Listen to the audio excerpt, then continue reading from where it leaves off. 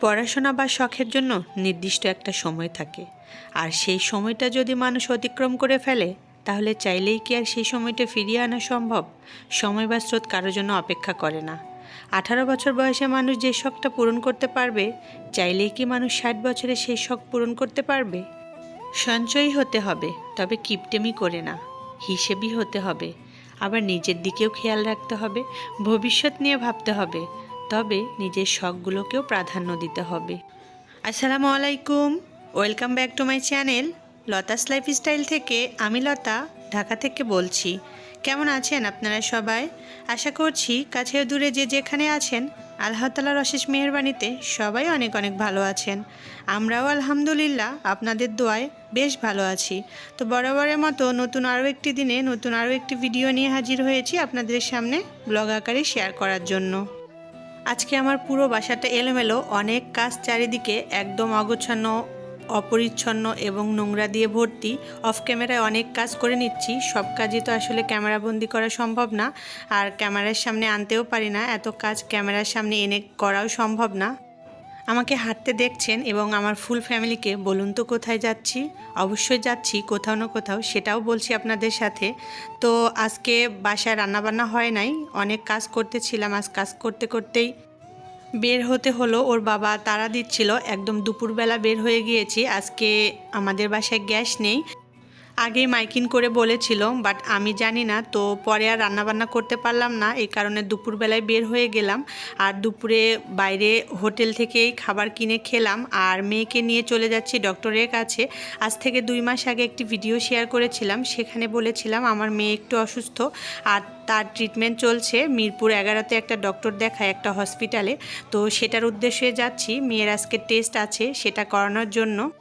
আজকে শুধু টেস্ট করিয়ে রেখে আসবো, পরবর্তী তোর বাবা গিয়ে রিপোর্টটা নিয়ে ডক্টর দেখিয়ে নিয়ে আসবে আর কি। আর দুপুরের খাবার যেহেতু বাইরে খেয়েছি, গ্যাস নেই, রান্না করতে পারিনি। সন্ধ্যার নাস্তা এমনকি রাতের খাবারটাও পার্সেল করে এনে বাসায় খেতে হয়েছে। রাতে হাঁসের মাংস বাইরে থেকে কিনে এনেছিলাম, আর আমি রাইস কুকারে ভাত রান্না করেছিলাম, করে রাতের খাবারটা খেয়ে নিয়েছি। আজকে আবারও অনেক দিনের একটা শখ পূরণ হয়ে গেল। আমার কিচেনের জন্য কিছু কেনাকাটা করেছি, অফ ক্যামেরায় এগুলো কিনে এনেছি, সেগুলোর ভিডিও করতে পারিনি। বেশ কিছুদিন যাবৎ ঘন ঘন একটু বাইরে যাওয়া হচ্ছে কিছু কেনাকাটার জন্য। এক এক সময় এক একটা কেনাকাটা করছি, যার কারণে আর সেভাবে ভিডিও করা হচ্ছে না। বাইরে গেলে ভিডিও করতে একটু আনইজি লাগে। তো এখানে আমি 2টা কিচেন ক্যাবিনেট কিনেছি, এটা হচ্ছে বড়টা, আর আমার রান্নাঘরের স্পেসটা একদমই ছোট, তো সেই সাইজ অনুযায়ী আমি মাপ দিয়েই এই ক্যাবিনেট 2টা নিয়েছি। তো ওই ক্যাবিনেটগুলো আমার কাছে বেশ ভালো লেগেছে, অনেকটাই স্পেস আছে, 4টা তাক আর নিচে একটা লকার সিস্টেম। আর এটা আরেকটা, এটাও ভিতরে 4টা তাক আছে, আমার কাছে বেশ ভালো লেগেছিল, এই জন্য নিয়ে নিলাম। আমার ইচ্ছে ছিল আমি 3টা লকার সিস্টেম দিয়ে ড্রয়ার করে একটা ক্যাবিনেট বানাবো বড় করে। আসলে কি করব, যেহেতু ভাড়া বাসায় থাকি আর স্পেস একদমই কম, আর এত বড় একটা ক্যাবিনেট তৈরি করে রাখা একদমই সম্ভব না। এ কারণে ভেঙে ভেঙে নিতে হলো, এবং 2 অর্ধেক করে 2টা 2 রকম করে আমি নিয়েছি, যাতে আমি ছোট ছোট স্পেসে রাখতে পারি। আর খোলা নিতে চেয়েছিলাম না, তবুও খোলা হয়ে গেল। মাঝে মাঝে হয় কি, যেটা চাই সেটা হয় না, আর যেটা না চাই সেটাই হয়ে যায়। তবে আমি এই বোর্ডের জিনিসটা নিতে চেয়েছিলাম না, আমি উডের মানে কানাডিয়ান উডের মধ্যেই নিতে চেয়েছিলাম, যে ফার্নিচারগুলো আমি আমার বাসায় ইউজ করি। তবে ভাগ্যবশত এটাই নেওয়া হয়ে গেল, কেন জানি বুঝলাম না, পছন্দ হয়ে গেল, বা সব দিক চিন্তা না করে আমি নিয়ে ফেললাম, জানি না কেমন হবে। তবে বেশ টেকসই ও মজবুত ছিল, দেখতে যেমন সুন্দর ছিল, ভিতরের জায়গাটাও অনেক বেশি ছিল। আমার বাসাটা দেখতে যেমন সুন্দর, কিচেনটাও দেখতে বেশ সুন্দর হলে কি হবে, কিচেনটা একদমই ছোট, স্পেস একদমই কম, যার কারণে ইচ্ছে থাকা সত্ত্বেও বড় করে আর ক্যাবিনেট তৈরি করতে পারলাম না। আসলে হয় কি, ভাড়া বাসায় থাকলে নিজের মতো কোনো কিছুই করা যায় না। একটা কথা কি জানেন, নিজের বাড়ি ছনের বাড়ি হলেও নিজের, আর পরের বাড়ি রাজপ্রাসাদ হলেও নিজের না। এই কথাটা আমি ভীষণভাবে বিশ্বাস করি ও ফিল করি। তবে অনেক দিনের শখ ছিল এরকম কিচেন ক্যাবিনেট তৈরি করব, কারণ আরএফএলের যে প্লাস্টিক র্যাক ছিল আমার একদমই ভালো লাগছিল না। ভাবছিলাম ওইটাকে বের করে আমি এ ধরনের কাঠের ক্যাবিনেট ইউজ করব। তো অবশেষে ইনশাআল্লাহ আমার শখটা পূরণ হয়ে গেল। শখের যে নির্দিষ্ট একটা বয়স থাকে এটাই তার প্রমাণ। কারণ এখন আমি অনেক সুন্দর করে মজা করে কিচেনে কাজ করতে পারবো, রসিয়ে কষিয়ে রান্না করতে পারবো, তবে 60 বছর বয়সে সেটা আমি পারবো না। কারণ 60 বছর বয়সে হয় আমার হাতে ঔষধের বাক্স থাকবে, না হয় একটা লাঠি থাকবে। তখন তো আর এইভাবে মজা করে রান্না করে পরিবারকে খাওয়াতে পারবো না। আমরা মানবজাতি যেহেতু আমরা মরণশীল, মৃত্যু অনিবার্য। মৃত্যু যখন তখন চলে আসবে, আজকে মরলে কালকে 2 দিন। তাহলে আমার মনে হয় কি জানেন, যে শখটা নিজের কিছুটা হলেও আমাদের শখ পূরণ করা উচিত প্রয়োজন মোতাবেক। কারণ সবসময় যদি শুধু সঞ্চয়ী হই আর ভবিষ্যৎ নিয়ে চিন্তা করি, তাহলে শখ পূরণ করব কবে বলুন তো?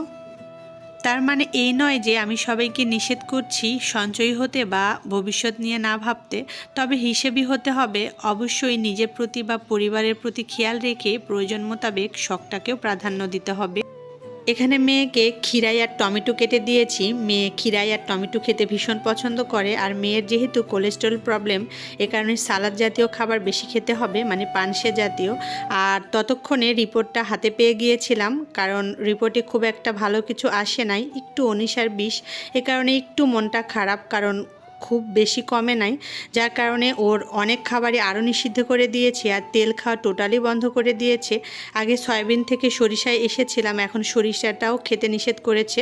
সানফ্লাওয়ার বা অলিভ অয়েল খেতে বলেছে ডক্টর। রিপোর্টটা হাতে পেয়ে মনটা একটু খারাপ হয়ে গিয়েছে। প্লিজ আপুরা, আপনাদের কাছে একটা রিকোয়েস্ট, আমার মেয়েটার জন্য অন্তরের অন্তঃস্থল থেকে একটু বেশি বেশি দোয়া করে দিবেন, যাতে আমার মেয়েটা তাড়াতাড়ি সুস্থ হয়ে যায়। কে জানে কার হাত দুটো আল্লাহর কাছে সবচেয়ে বেশি প্রিয়। আজকে অনেক কথা বললাম, কথা বলতে বলতে অনেক কাজ করে একদম রাতে চলে এসেছি রান্নাবান্নায়। আজকে একটি রেসিপি করছি, আমাদের এলাকার আঞ্চলিক রান্না, মা শাশুড়ির কাছ থেকে শেখা। এখানে মাসকালাই ডাল দিয়ে বোতের শাক মানে ঘাটি করছি। এটা হচ্ছে আমাদের আঞ্চলিক রান্নাবান্না, আমাদের এলাকা ভিত্তিকভাবে এই খাবারটা প্রচুরভাবে প্রচলিত। মাসকালাই ডালটা আমরা দুইভাবে খাই, একটা হচ্ছে পাতলা ঝোল রান্না করে, পাতলা ডাল যেটাকে বলে, আরেকটা হচ্ছে এই বোতের শাক দিয়ে মাসকালাই ডাল রান্না। ঢাকা শহরে অনেকে মাসকালাই ডাল অনেকভাবে খেয়ে থাকে, মাছের মাথা দিয়ে মুড়ি ঘন্ট বা চিংড়ি মাছ দিয়ে ঘাটি। তো সেভাবে আমরা খাই না, আমাদের একদমই ভালো লাগে না, তবে এইভাবে খেতে ভীষণ ভালো লাগে। এটা একদম সিম্পল রান্না, মশলাবিহীন, ঝটপট রান্না করা যায়, কোনো রকম মশলা ইউজ করি না। এখানে কাঁচামরিচ, ডাল, শাক লবণ দিয়ে একটু সেদ্ধ করে নিয়ে পেঁয়াজ কুচি দিয়ে একটু জিরা ফোড়ন আর হলুদ দিয়ে এটাকে বাগার দিয়ে একটু এটা দিয়ে মানে ঘুটে নিলেই এই রান্নাটা হয়ে যায়। এটাকে আপনারা কি বলেন আমি জানি না, এটাকে আমাদের আঞ্চলিক ভাষায় ওরং বা ডাবুক বলে থাকে। আসলে এটার শুদ্ধ ভাষা বইতে কি আছে সেটাও আমার জানা নেই, আমি বলতে পারছি না, আপনারা শুনলে হয়তো হাসতে পারেন। তো এদিকে অলরেডি আমার মোটামুটি রান্নাটা শেষ। আর বোতের শাকও আমরা দুইভাবে খেয়ে থাকি, একটা বোতের শাক ভাজি আর বোতের শাক এই যে মাসকালাই ডাল দিয়ে রান্না। তবে এখানে আমি পাঁচফোড়ন ইউজ করি নাই, জিরা ফোড়ন দিয়েছি। পাঁচফোড়ন দিলে ডালের ফ্লেভারটা একদমই নষ্ট হয়ে যাবে। আর অনেকে হয়তো শাকে বা ডালে পাঁচফোড়ন খায় না, তবে মসুর ডালে আমি পাঁচফোড়ন খাই, তবে মাসকালাই ডালে খাই না। মাসকালাই ডালে শুধু পেঁয়াজ দিয়ে জিরা দিয়ে ফোড়ন দেই পাতলা ডাল রান্না করলে। এখানে পাঁচফোড়ন খাই না, রসুন খাই না। আপনারা বিশ্বাস করবেন কিনা জানি না, এই শাক ঘাটিটা খেতে ভীষণ মজা হয়েছিল, গরম ভাতে তো খেতে দারুণ লাগে। উত্তরবঙ্গের প্রচলিত একটা রান্না বলতে পারেন, তবে এলাকাভিত্তিকভাবে এক এক এলাকার রান্নাবান্না এক এক রকম এবং খাবারের স্বাদও ভিন্ন ভিন্ন হয়ে থাকে। রাত পেরিয়ে ভোর হয়ে গিয়েছে, একদম সকালবেলা। আজকে অনেক কুয়াশা পড়ছিল, যার কারণে একটু ক্যাপচার করে নিলাম। জানি না আমার আজকের ভিডিও আপনাদের কাছে কেমন লাগবে, আশা করছি ভালো লাগবে। আর ভালো লাগলে প্লিজ একটা লাইক দিয়ে দেখা শুরু করবেন। যদি কোনো ভুল কথা বলে থাকি সবাই ক্ষমা করে দিবেন। আজকে ভয়েস ওভার করতে গিয়ে অনেকটাই জড়তা কাজ করছিল, ভয়েসটা আটকে আটকে আসছিল। তো সবাই ভালো থাকবেন, সুস্থ থাকবেন, আমাদের জন্য দোয়া করবেন। আজকে বিদায় নিচ্ছি, আল্লাহ হাফেজ।